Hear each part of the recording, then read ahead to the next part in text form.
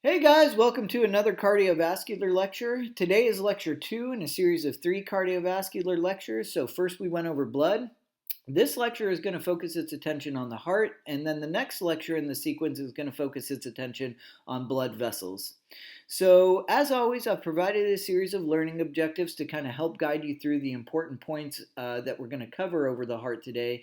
And I've also provided you on Blackboard with a handout in both Word and PDF format. I would suggest either having that up and available where you can type along with it, or printing that handout out so you can follow along and take notes as we go through the lecture. So without further ado, what we're going to be talking about today is the heart. So when you look below, what is the heart? The heart is essentially a mechanical pump, or a hydraulic pump really, that physically contracts and relaxes all day long in a very coordinated, with a coordinated rhythm. And as it's contracting and relaxing, what it's doing is it's physically creating a pressure gradient that forces blood through a series of tubes we call blood vessels.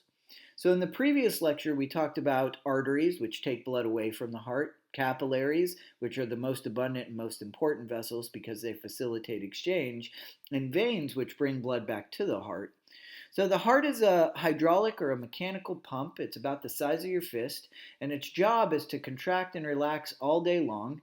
And through its contraction, its rhythmic contraction and relaxation, it creates a pressure gradient that we call a blood pressure that physically moves blood through the cardiovascular system and allows blood to deliver nutrients and oxygen to tissues and to remove that carbon dioxide and metabolic waste from tissues. So it's the centerpiece to the cardiovascular system because it creates the pressure that allows blood to flow, and that's what enables blood to do things like deliver nutrients and get rid of waste, right?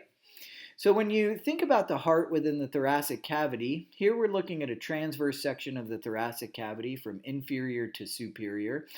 And when you look at the thoracic cavity, the main cavity here is the thoracic cavity. It can be compartmentalized or divided into a series of subcavities. So the cavities that surround the lungs are called the pleural cavities, right? So here are your pleural cavities.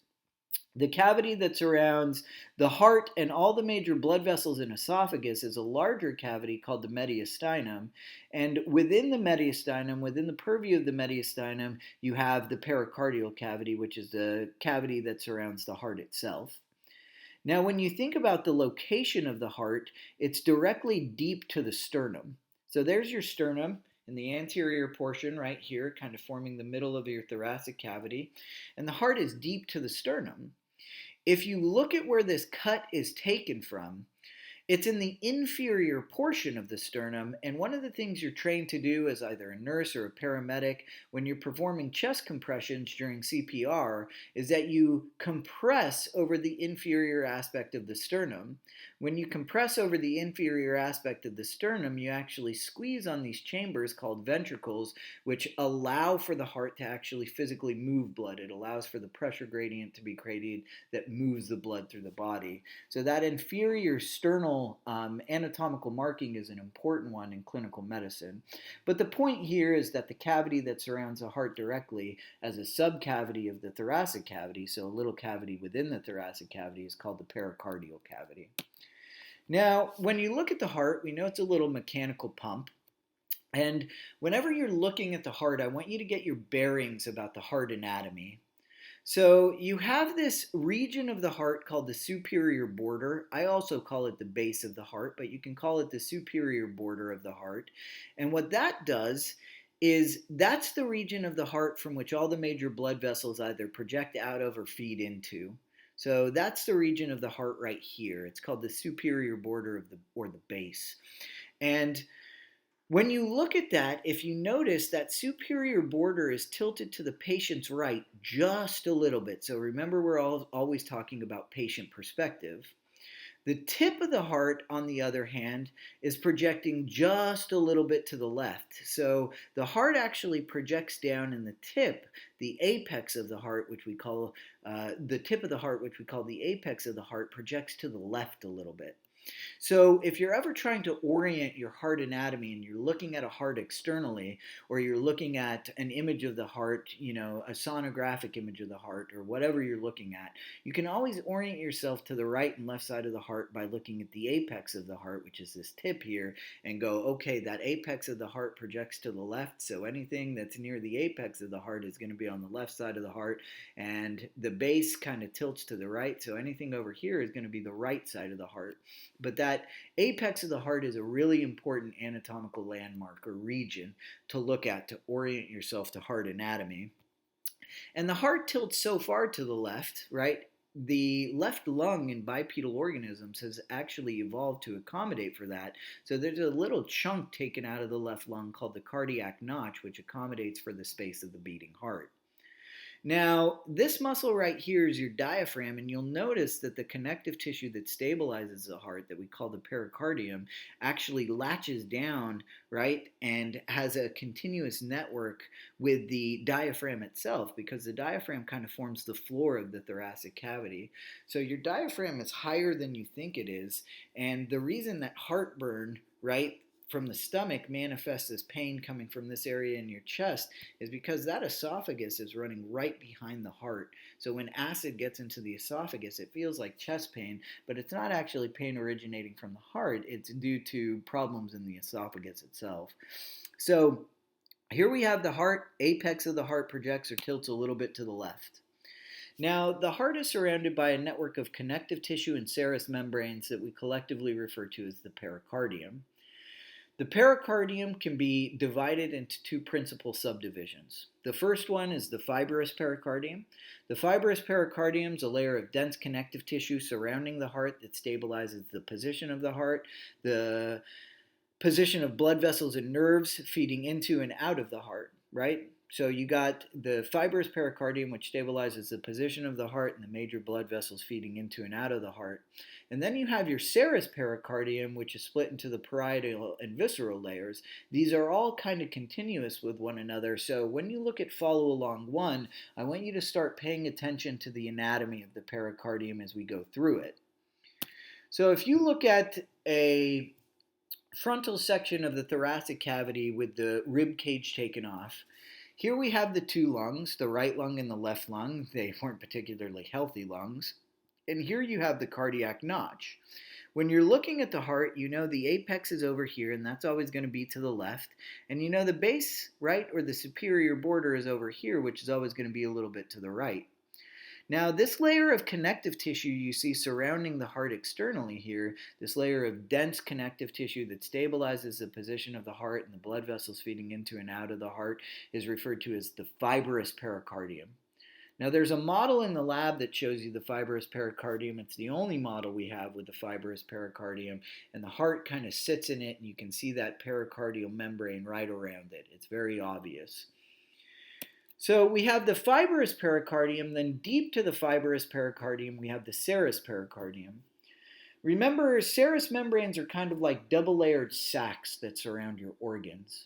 So every one of your organs exists within a serous membrane, and that serous membrane is like a double-layered sac. So it's like pushing your fist into a balloon. When you push the heart into this little balloon that will be we'll call it our serous pericardium, as the heart gets pushed in there, and this is not drawn to scale, by the way. The pericardial cavity is not nearly that big in comparison to the heart. We'll look at a better comparison or size scaling in just a moment. But it gives you a basic idea of the way that the pericardial cavity is put together.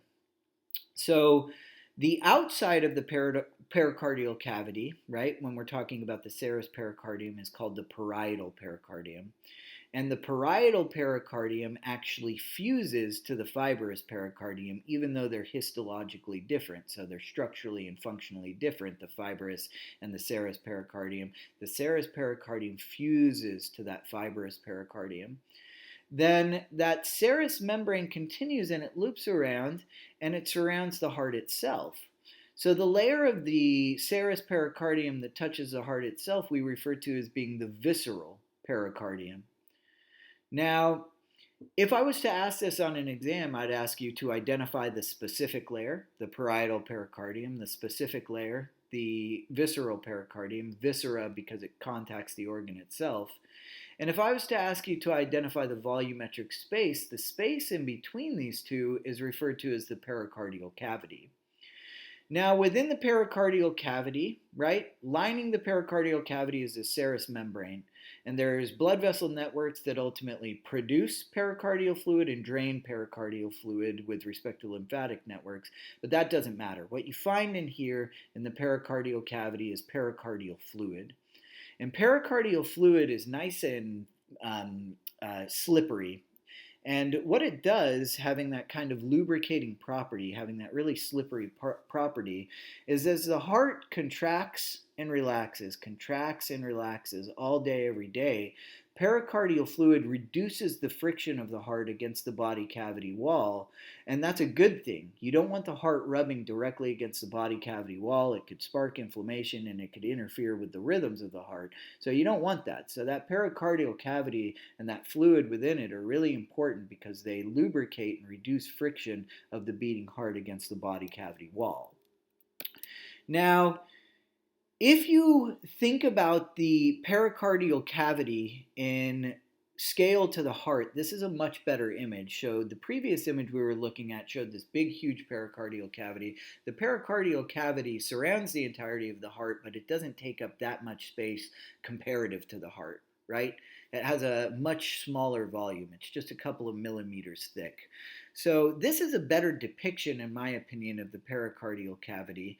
And you can see the pericardium, the pericardial cavity, and then here's your parietal pericardium, here's your visceral pericardium, and this little white space would actually be the pericardial cavity, giving you kind of a size, an appropriate size scaling in comparison to the heart. The visceral pericardium can also be called the epicardium, by the way. So the visceral pericardium and epicardium are interchangeable terms, and they're essentially just the outer wall of the heart, the outer layer of the heart wall. So those terms can be used interchangeably. Now, what we're going to focus on before we start focusing on the layers of the heart, right, is we're going to take a small chunk right here and we're going to look at the layering of the fibrous and the visceral pericardium and the pericardial cavity by zooming in to the wall of the right ventricle here and looking at that kind of scaled more appropriately close up. So when you look at this image, and you have this image on your handout, you have the pericardium here, and notice that the outer layer is the fibrous pericardium. That's that layer of dense connective tissue that stabilizes the blood vessels in the heart itself within the thoracic cavity.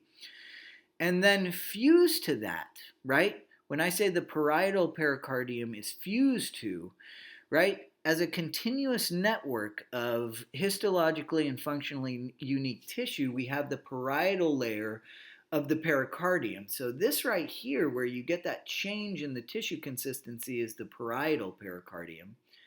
Now, the gap in between the parietal pericardium and the visceral pericardium is called the pericardial cavity. Within that pericardial cavity, we have pericardial fluid. That pericardial fluid is nice and thick, or it's slick, and what it does is it lubricates, right? And it reduces the friction of the heart against the body cavity wall when the heart's contracting and relaxing all day long. Now, here we have the visceral pericardium, and the visceral pericardium is also called the epicardium, so it can be used interchangeably. The epicardium and the visceral pericardium are the same thing. They're still part of that serous network, so you can use either term you want for them. And the job of the visceral pericardium is to stabilize the blood vessels that actually feed the blood vessels and nerves, but the blood vessels specifically, you can see in this case, that actually feed into the heart itself. So these blood vessels, which are part of your coronary circulation, meaning the circulation of blood going to the heart itself, are stabilized by that visceral pericardium.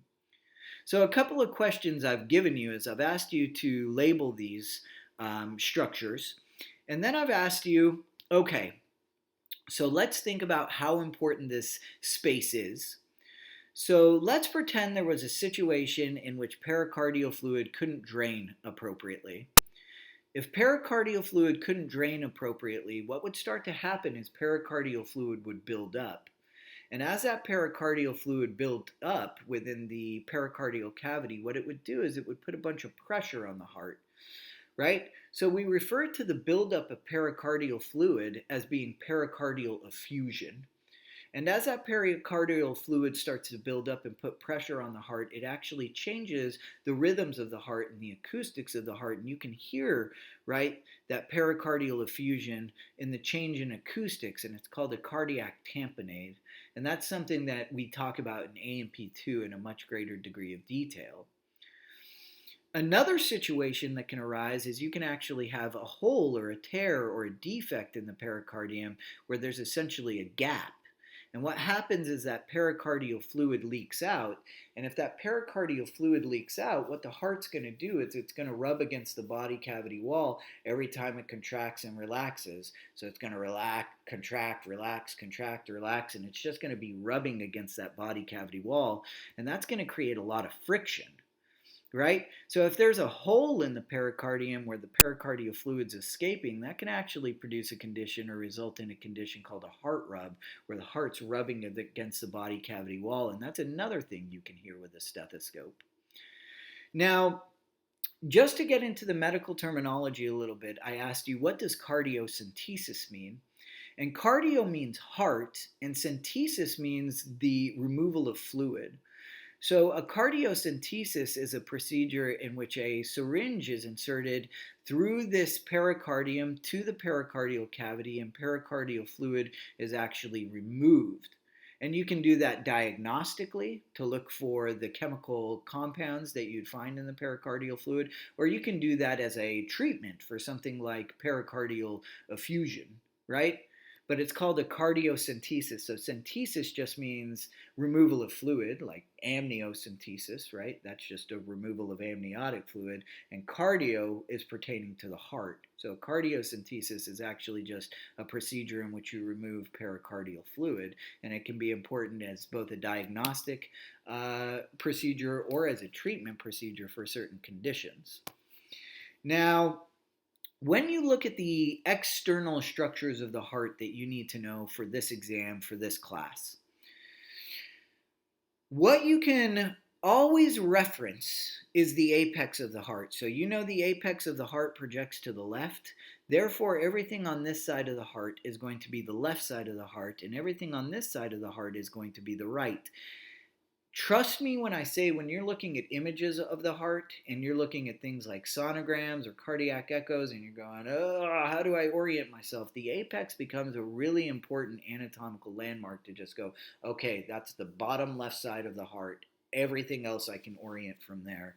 So that apex is something I'm definitely going to circle and ask you to identify the regions. Now, if we look at the external heart anatomy, we have the apex of the heart. And then resting over two of the chambers of the heart is the right and left auricles. The right and left auricles accommodate increased venous return of blood when, for example, heart rate and blood pressure go up if you're exercising. So these are little pouches that can expand to accommodate for increased return of blood. And we'll talk about the vasculature of the heart in just a little bit, but here we're looking at the right, and here we're looking at the left coronary artery, which branches to form like the circumflex and the anterior interventricular artery and like the marginal arteries and the posterior interventricular artery. But you only need to know the two coronary arteries for this class. So we are going to begin tracing the flow of blood through the heart, starting at the return of oxygen-poor blood from systemic circulation. So blood has been delivered to the body, right? Blood has been delivered to the heart, and that oxygen-poor blood is returning to the heart via a series of veins or a network of veins.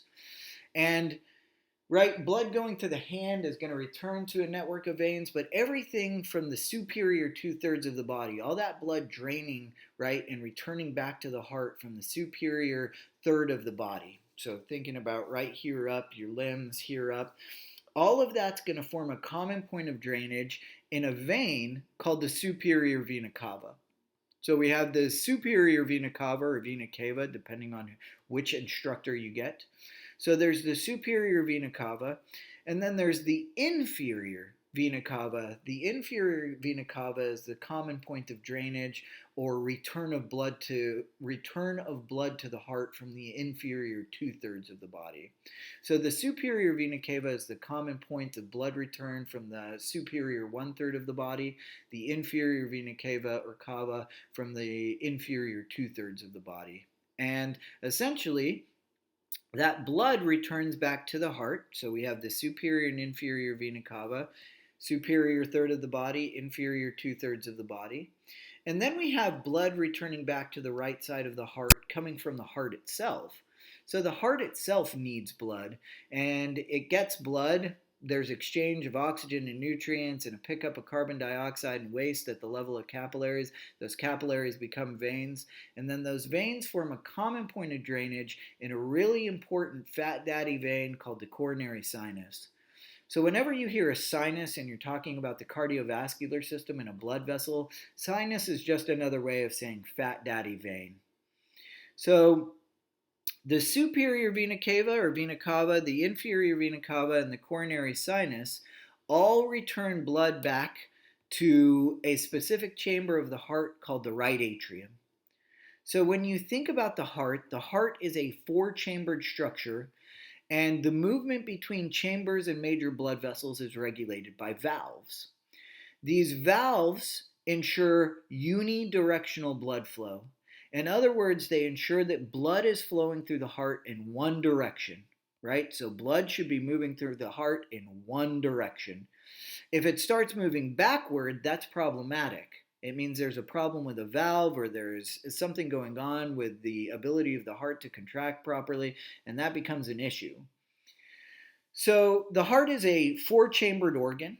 You have the right side of the heart, which consists of the right atrium and the right ventricle, and the left side of the heart, which consists of the left atrium and the left ventricle. Now, if you'll notice on this image, the right side of the heart, right, is drawn in blue, while the left side of the heart is drawn in red. The right side of the heart isn't really blue and the left side of the heart isn't really red. What it's indicating is the oxygenation status of the blood flowing through those particular regions of the heart, right? So it's indicating oxygenation status.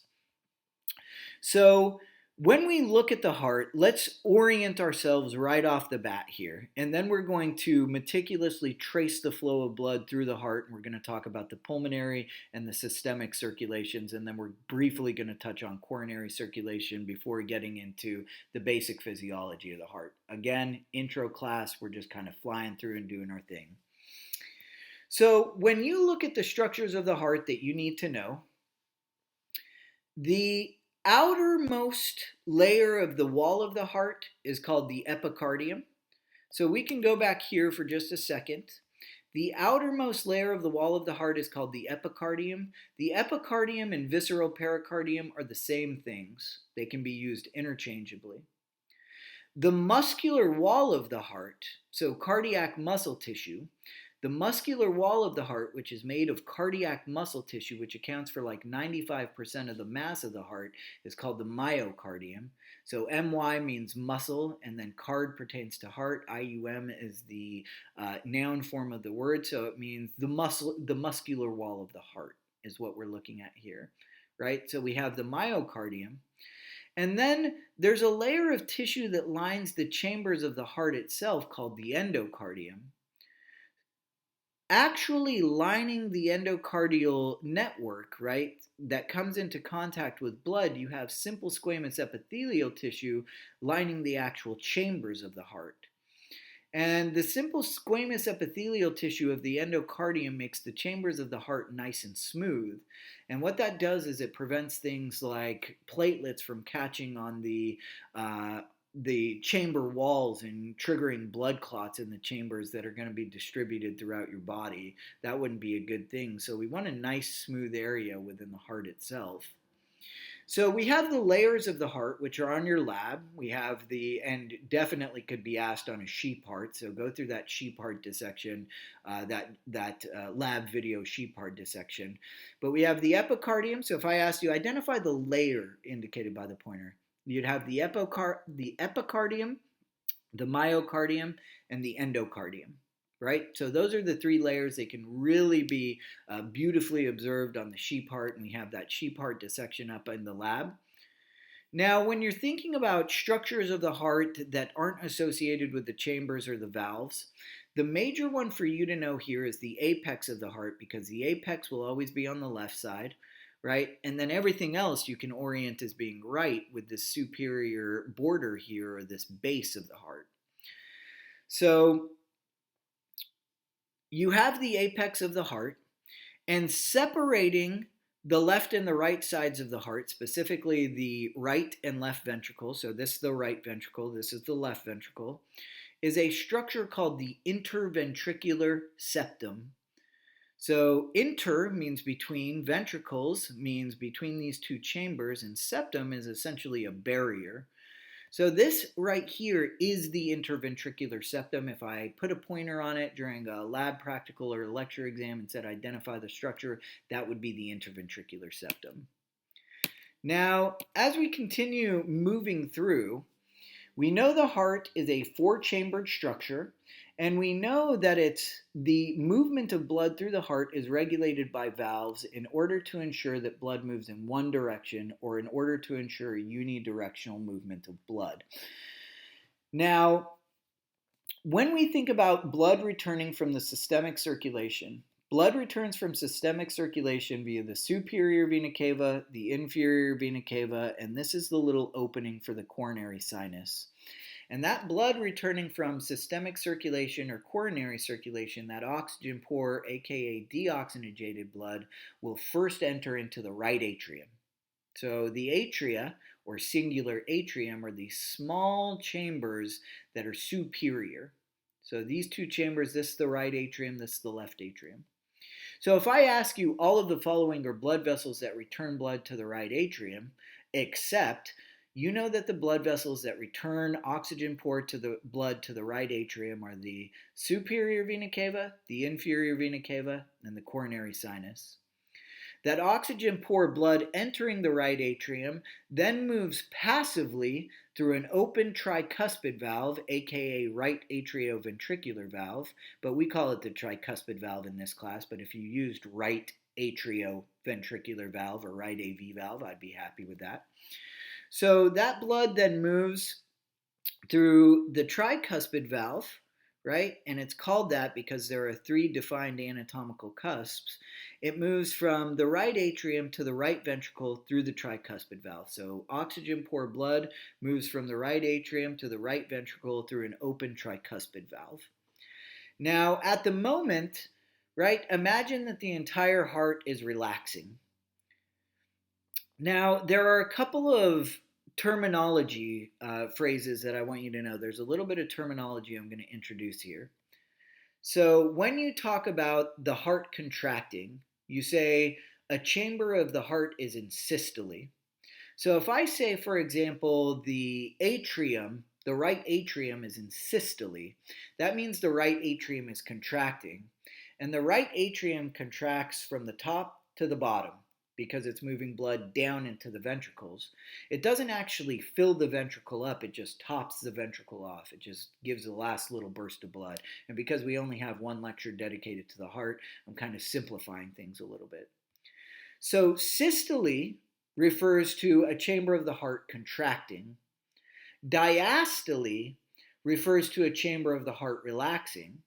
So when the right atrium is in diastole, and the right ventricle is in diastole, the tricuspid valve is open, and oxygen poor blood moves directly through the tricuspid valve, right, from the right atrium to the right ventricle through the tricuspid valve.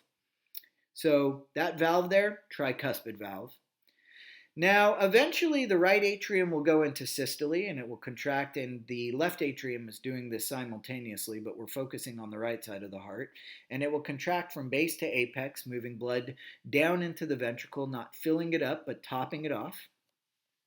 And then the atria will go into diastole.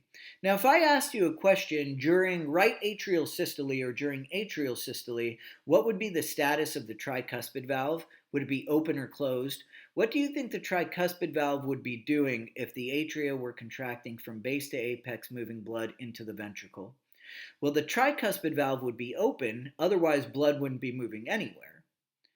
So now blood enters the ventricle, and the ventricle is filling up while it's in diastole, and it gets full. It's something called end diastolic volume, and we don't talk about it in this class, but the ventricle eventually fills up. After the ventricle fills up, it goes from being in diastole to being in systole. Systole. So now the ventricle goes into systole, and both the ventricles go into systole simultaneously, but they don't contract from base to apex. They're not moving blood right down. They're moving blood up and out of the heart. So the ventricles start to contract from apex to base. And when the ventricles begin to contract from apex to base, the moment that the right ventricle begins to contract, the tricuspid valve snaps shut. So it just snaps shut, right? And now that blood only has one place to move, and that's to the pulmonary semilunar valve. After enough pressure builds up while the ventricle's in systole, the pulmonary semilunar valve opens, and that blood moves into the pulmonary trunk. Now, that oxygen-poor blood or deoxygenated blood, right, moves from the pulmonary trunk, and then the pulmonary trunk, like all trunks, branches to form the pulmonary arteries. This is the one exception to the red-blue rule. So when you answer questions on an exam for me, you're going to have to say the pulmonary arteries or the pulmonary veins. The pulmonary arteries are blue because they're carrying oxygen-poor deoxygenated blood. So on models, right, and in diagrams, you see them indicated as blue. But they are arteries because the oxygenation status of the blood doesn't define whether something is an artery or a vein. It's the direction of blood flow. And the direction the pulmonary arteries are carrying blood is away from the heart. So the fact that they're carrying blood away from the heart by definition makes them arteries. So these are the only blue arteries you're going to see. That color coding gets flipped on its head a little bit when you start talking about flow of blood through the heart and to the respective circulations. So you have your pulmonary arteries, which are carrying blood away from the heart, and eventually the pulmonary arteries will feed that blood into the pulmonary capillaries. The movement of blood, right, from the heart to the lungs is referred to as the pulmonary circuit. So the right side of the heart is responsible for taking oxygen-poor blood that's returning from the body and moving that oxygen-poor blood to the lungs. And we refer to that as pulmonary circulation. So oxygen-poor blood returns to the right side of the heart via the superior vena cava, the inferior vena cava, and the coronary sinus into the right atrium. The right atrium shifts from being in diastole to systole, and it tops off the ventricle, doesn't fill them up, and that blood moves through the tricuspid valve. So that blood moves through the tricuspid valve on its way from the right atrium to the right ventricle. Eventually, the right atrium goes into diastole, and the right ventricle goes into systole. As the right ventricle goes into systole, it contracts from apex to base or apex to superior border, and it moves blood up and out of the heart through the pulmonary semilunar valves to the pulmonary trunk. The pulmonary trunk then branches to form the pulmonary arteries, which are indicated by blue. The pulmonary arteries take blood to the lungs, where they eventually branch and form the pulmonary capillaries. You know these are capillaries because they're going from being blue to red. So if they go from red to blue or blue to red, what's being indicated is there's exchange happening. So when you move blood to the lungs, right, there's an exchange between the blood and the lungs. So that CO2-rich blood that enters the lungs, that CO2 diffuses into the sacs of the lungs, and eventually what we do is we exhale that CO2. So in the pulmonary circulation, we're getting rid of CO2 or we're ditching CO2 and we're picking up O2. So as you look at follow along 3 and you see those little gaps to fill in, think about what I'm saying here. So blood leaving the right side of the heart or the right ventricle is moved through the pulmonary semilunar valve to the pulmonary trunk to the pulmonary arteries to the capillaries of the lungs. In the capillaries of the lungs, we ditch carbon dioxide, which is eventually exhaled and we acquire oxygen, which is what we inhale. So we get rid of carbon dioxide, pick up oxygen, and then that oxygen-rich blood is returned back to the heart via the pulmonary veins.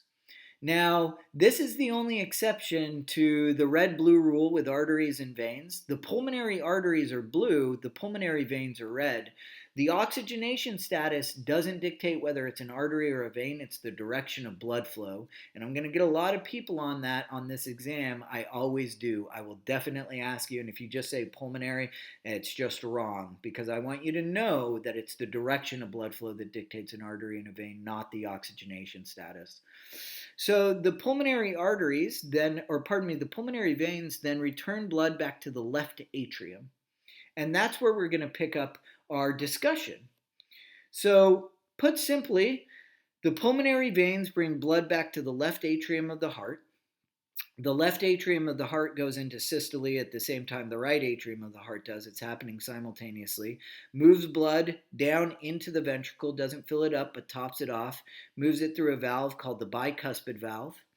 When blood is in the left ventricle of the heart, the left ventricle goes into systole, contracts from apex to base, moves blood up and out and through the aortic semilunar valve into the ascending aorta. The ascending aorta will become the descending aorta, and the vasculature that feeds the superior portions of the body and the inferior portions of the body. Are these really what capillaries look like in the body? No. Right? They're not gigantic things. It's just emphasizing that blood leaving the left side of the heart is pumped to the entirety of the body, right? And when we're moving oxygen-rich blood into the body so we can deliver that oxygen to the cells of the tissue and pick up that carbon dioxide, we refer to the circuit that the left side of the heart pumps as being the systemic circuit. So when we look at the anatomy of the left side of the heart, first, we know this is the left side of the heart because we can always orient ourselves using the apex of the heart. Now, blood returns, oxygen-rich, aka oxygenated blood, returns from the lungs via the pulmonary veins. Those veins are red, so the pulmonary arteries are blue and the pulmonary veins are red.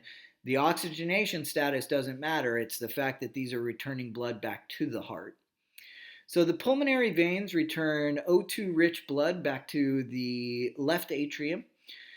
That blood then passively moves through the bicuspid, aka left atrioventricular, aka mitral valve or mitral valve, to the left ventricle. So you have, if I asked about a chamber, I'd say identify the chamber indicated by the pointer. If I was asking about a valve, I would say identify the structure indicated by the pointer, right? If I was asking about a blood vessel, I would say identify the vessel indicated by the pointer. So we have the left atrium, right? That O2-rich blood moves from the left atrium to the left ventricle, most of it passively. Left atrium goes into systole, contracts from base to apex, tops the ventricle off. Left ventricle then goes into systole, contracts from apex to base.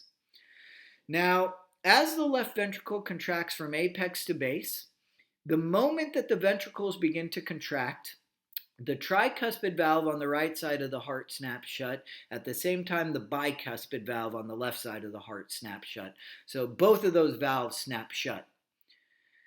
Now, that blood is then moving up, and once pressure builds up, because now those valves snap shut, and we need to build up a little pressure to pop these semilunar valves open. In the left side of the heart, the aortic semilunar valve pops open. Blood moves up and into the ascending aorta, and from the ascending aorta to the entirety of systemic circulation. Now, when the ventricles go into diastole, right, eventually when they go into diastole, the semilunar valves close, and the atrioventricular valves, the tricuspid and the bicuspid valve, open back up.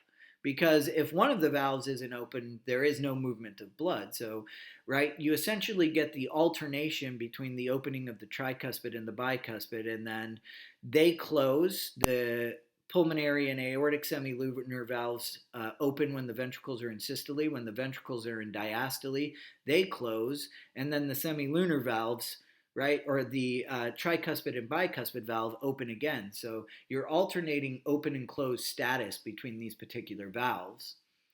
So let's ask some questions about that, and then let's highlight some anatomical features before we review the circulation and move on to coronary circulation. If I ask you a question that says, during atrial systole, what would the status of the valves be? Well, the atria contract from superior border to apex, right? Or from base to apex, meaning they contract and they move blood down into the ventricles. So if they're contracting and moving blood into the ventricles, right, the tricuspid and the bicuspid valve are going to be open. The pulmonary and aortic semilunar valves are going to be closed.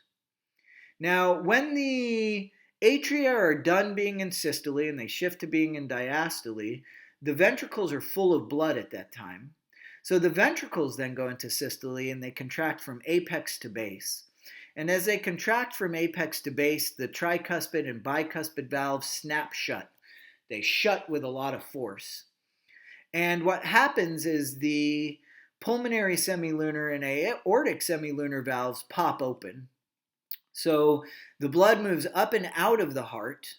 And then when the ventricles go into systole, when the pulmonary and aortic semilunar valves are open, the tricuspid and bicuspid are closed, then the ventricles go into systole, pressure in the ventricles drops, and the pulmonary semilunar and aortic semilunar valves shut, and what happens is the tricuspid and bicuspid open again. And that's how flow of blood through the heart works, and that's how these valves prevent the backflow of blood in the heart. Now, when you think about what snaps shut, so if I say which event would result in the closing of the tricuspid and the bicuspid valve, try before you buy. So try on the right, buy on the left. Well, the event that results in the snapping shut of the tricuspid and the bicuspid valve is ventricular systole. So the ventricles go into systole and they contract from apex to base, and these valves swing this way. So they snap shut. And the snapping shut of those valves produces a sound, and that sound is called the lub. So when you hear the lub of the lub-dub of your heart sounds, that's the snapping shut of the tricuspid and the bicuspid valve. That's what causes your first heart sound. Then that blood moves up and out the pulmonary and aortic semilunar valves. And when the ventricle goes into systole, what happens is the pulmonary and aortic semilunar valve snaps shut, and the closing of the pulmonary semilunar valve and aortic semilunar valve produces your second heart sound, the dub, lub-dub, lub-dub, lub-dub. So what you're really listening to when you're listening to the heart sounds is you're essentially listening to the acoustics, the shutting of heart valves, right? Of the snapping shut of heart valves. So the lub is the snapping shut of the tricuspid and bicuspid, which happens when the ventricles go into systole. And the dub is the snapping shut of the pulmonary semilunar and the aortic semilunar when the ventricles go into diastole.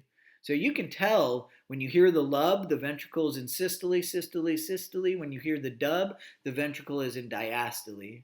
In other words, when you hear the lub, the ventricles are contracting. And when you hear the dub, right, until the next lub, the ventricles are relaxing. So there's a little thing drawing the flow of blood through the left side of the heart. So we now know a little bit about what the pulmonary circuit is and the systemic circuit, and that the right side of the heart is responsible for pulmonary circulation and the left side of the heart is responsible for systemic circulation. We're briefly going to touch on coronary circulation now. So you have three separate circuits in the cardiovascular system. You have the pulmonary circulation, which is facilitated by the right side of the heart, which moves blood to the lungs and back. You have the systemic circulation, which moves blood to the rest of the body and back. And then you have coronary circulation, which moves blood to the heart itself. Now, anatomically, I want to highlight something here. When you look at the myocardial wall of the right side of the heart, it has a relatively thin myocardial wall comparative to the thickness of the myocardial wall in the left side of the heart.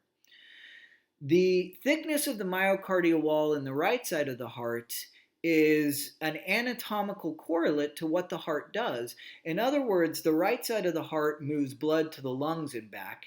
And that's a low pressure system, and there's not as many blood vessels there, so you don't need as much muscle contracting in order to generate the force necessary to move that blood to the lungs and back.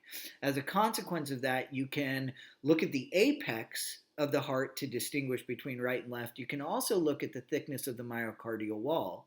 If you have a thin myocardial wall that's elevated a little bit, you know that that has to be the right ventricle, because the right side of the heart pumps that pulmonary circulation, so it doesn't have to move blood as far at as high of a pressure. The left side of the heart, on the other hand, moves blood to the entirety of the body, and because of that, that myocardial wall is really thick. So if I ask you what two anatomical features tell you that this is the left side of the heart, well, you have that thick myocardial wall and you have the apex. The reason that the myocardium on the left side of the heart is so thick is because it pumps blood to the entirety of the body, so it needs to be able to generate force to do that. So we have our pulmonary and systemic circuits, then we have our coronary circulation. Coronary circulation is moving blood to the heart itself. So technically, the pressure generated in the left side of the heart also promotes coronary circulation. Now, when you look at these coronary arteries, they branch off the ascending aorta, which is kind of like your main artery that projects out of the left ventricle of the heart. And the only blood vessels that you need to know for this intro class are the left and right coronary arteries. So the coronary arteries ultimately feed into the network of arteries that provide blood to the heart, right? And you don't have to know all of the arteries. On your lab list, it's just the coronary arteries, so I'll leave it like that. But suffice it to say, the coronary arteries branch again and again and again to form an intricate network of blood vessels that eventually become the coronary capillaries. Coronary capillaries they deliver oxygen and nutrients to the muscular wall of the heart, to the cardiac muscle tissue in the heart. They remove carbon dioxide and metabolic waste.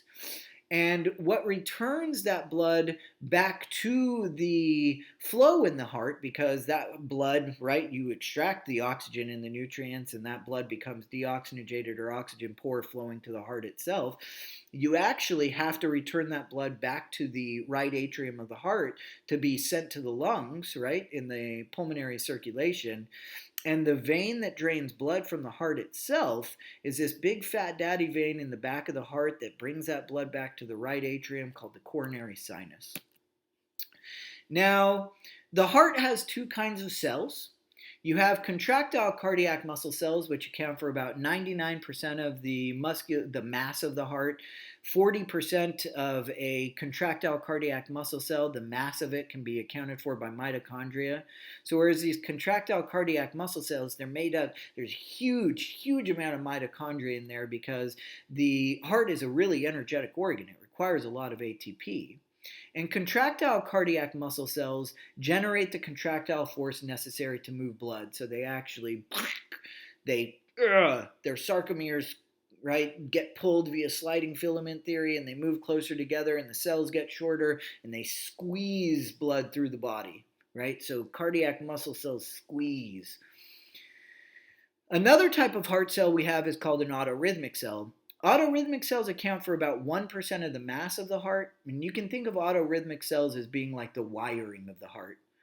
So, whereas contractile cardiac muscle cells generate the force necessary to move blood through your body, autorhythmic cells coordinate the electrical rhythms of the heart, which ultimately tell the contractile cardiac muscle cells what to do so the heart can function efficiently.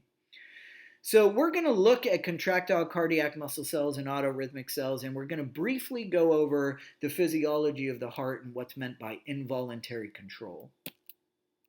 So when you look at cardiac anatomy and function, here we have the heart, and within the interventricular septum and the myocardium and the atrial walls, that's where you have contractile cardiac muscle tissue. Now, all of this tissue indicated by the yellow here is not contractile cardiac muscle tissue, it's autorhythmic tissue. And it's called autorhythmic tissue because it can rhythmically fire action potentials referred to as the cardiac impulse It rhythmically depolarizes, and it sends an electrical current through the heart. And the electrical current that we send through the heart is called the cardiac impulse. So these are your autorhythmic cells. Their job is not to contract to generate force. Their job is to coordinate the electrical rhythms of the heart. And in order for a contractile cardiac muscle cell to contract, it must first fire an action potential. So what these cells are doing is they're essentially coordinating the propagation of action potentials in the heart. And that's what we measure when we use an EKG. So when you're looking at these autorhythmic cells, this bundle of autorhythmic cells in the upper right-hand corner of the heart is called the sinoatrial node, or the SA node. The sinoatrial node is also known as the pacemaker of the heart because what it does is it establishes the rhythm of the heart. So if I was to say the sinoatrial node is rhythmically firing action potentials or rhythmically depolarizing at a rate of 85, depolarizations per minute. What does that really mean? If the sinoatrial node is firing 85 action potentials a minute, it means that the heart is beating at a rate of 85 beats per minute. This guy establishes the rhythm of the heart. So the sinoatrial node rhythmically depolarizes and repolarizes, in other words, rhythmically fires action potentials. And those action potentials initially, propagate through the atrium. So you have a depolarizing wave that sweeps through the atrium. So the electrical signal comes from the sinoatrial node and it sweeps through the atrium. Notice that before the atria contract, they first depolarize. In other words, before cardiac muscle can contract, it must first fire an action potential. That's what's called excitation-contraction coupling, and we talked about that with skeletal muscle tissue in great detail. So that depolarizing wave that begins in the sinoatrial node sweeps through the right and the left atrium. And once the right and the left atrium are done depolarizing, that triggers the mechanism of cardiac muscle contraction, and they contract. And they contract from base to apex, or border to base, or border to apex, meaning the top to the bottom. And you'll see they move blood down and in to the ventricles. But notice that they aren't filling the ventricles up. The ventricles are filling, and then atrial systole just kind of tops the ventricles off. So when the atria go into systole, the right atrium moves blood, or kind of you get a spurt of blood moving from the right atrium through the tricuspid valve to the right ventricle, from the left atrium through the bicuspid valve to the left ventricle. Now, notice what happens here. This little node of autorhythmic tissue here is referred to as the atrioventricular node. And the job of the atrioventricular node is to delay that electrical signal for about 0.1 seconds. It's called AV node delay. And the reason you delay that electrical signal that goes from the atria to the ventricles for about 0.1 seconds, and this is the only way that electrical signal can get there in a healthy heart, is that AV node delay is there to give the atria time to finish contracting. So you want the atria to finish systole, so that AV node holds on to the electrical signal for just 0.1 seconds, just to give the atria time to finish contracting and filling up the ventricles. Once the atria are done contracting, the electrical signal is allowed to pass through the AV node to the bundle of His, to the left and right bundle branches, out into the Purkinje fibers. That electrical signal is propagated very quickly up the Purkinje fibers and up the ventricular walls of the heart. And what you're noticing here is the ventricles contracting from apex to base. So when the ventricles start contracting, the tricuspid and bicuspid valves snap shut. So tri and bi, they snap shut, and that produces your first heart sound. And then what happens is the pulmonary semilunar and the aortic semilunar valves open. From the pulmonary, or the right side of the heart, blood moves to the pulmonary trunk, to the pulmonary arteries, where it goes to the lungs. We ditch carbon dioxide, we pick up oxygen. That O2-rich blood then returns back to the left side of the heart, left atrium, through the bicuspid valve to the left ventricle, out the aortic semilunar valve to the aorta, to the rest of the body. Notice the thickness of the myocardial wall in the left and the right side of the heart. right? Anatomy dictates physiology. Structure determines function. Definitely know the roles of the sinoatrial node and the atrioventricular node. Now, when I say cardiac muscle tissue is involuntary, it means that we can modify, like the brain, the nervous system can modify the rhythms of the heart a little bit, but the nodes in the heart, that autorhythmic tissue, actually give the heart or cardiac tissue a special capability where it can contract independently from any message from the nervous system. Because the heart can contract independently from messages from the nervous system, and notably our conscious centers in our nervous system, right? We don't consciously control the heart. We refer to the heart as being an involuntary tissue. And those autorhythmic cells really coordinate the activity of the heart, whether the heart's even in the body or not, assuming that there's ATP and oxygen present. So this isn't the craziest thing I've ever seen in my entire life. Atria, ventricles, apparently atria, a turtle's heart ventricles, still atria, beats after you cut it out of its body. Atria, ventricles. So that autorhythmic tissue, the SA node, is sending out rhythmic action potentials, right? It's establishing the rhythm of the heart. That's why we call it the pacemaker of the heart. The electrical signal is sweeping through the atria, which are much smaller than the ventricles, as you can see here. The atria go into systole once the electrical signal sweeps through, and they top off the ventricles. The atria then go into diastole, but that electrical signal was delayed just for a little bit at the AV node, right, to give the atria time to finish contracting. Then that electrical signal spreads along the bundle of His, down the left and right bundle branches to the Purkinje fibers. That electrical signal, right, goes up three-dimensionally through the myocardial wall of the heart. Once the electrical signal has swept through the heart will subsequently contract, and it will do so whether your nervous system is telling it to or not. I cut its head off now you can tell this is the left side of the heart, and this is the right side of the heart, because we have the apex here and then the base here. So even in turtles you can see some anatomical similarities. Now, the electrical current or the electrical rhythm of the heart is established in the SA node. That current then spreads out, and it spreads from the autorhythmic cells to the contractile cardiac muscle cells. Now, a couple of things you need to know about contractile cardiac muscle, which we'll just call cardiac muscle tissue on the exam. Its job is to actually generate force that moves blood through the body. And contractile cardiac muscle cells, right, are uninucleated.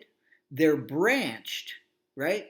And the reason they're branched is this one cell can communicate with two cells, and that cell can communicate with two more. So from a very small chunk of cardiac muscle tissue being activated by the SA node, because these cells branch, you can get a lot of cells being activated. You can get a depolarizing wave or an electrical wave sweeping through all of these cells.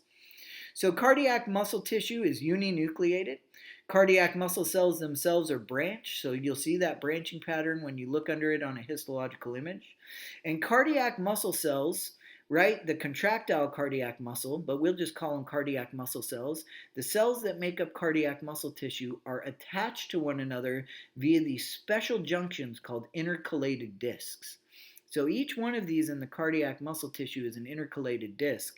And what those intercalated discs do is they allow one cardiac muscle cell to communicate with its neighbor. In other words, when the SA node fires an action potential, that signal sweeps into the contractile cardiac muscle. This cardiac muscle cell communicates with these, which communicate with these, right? And they branch out.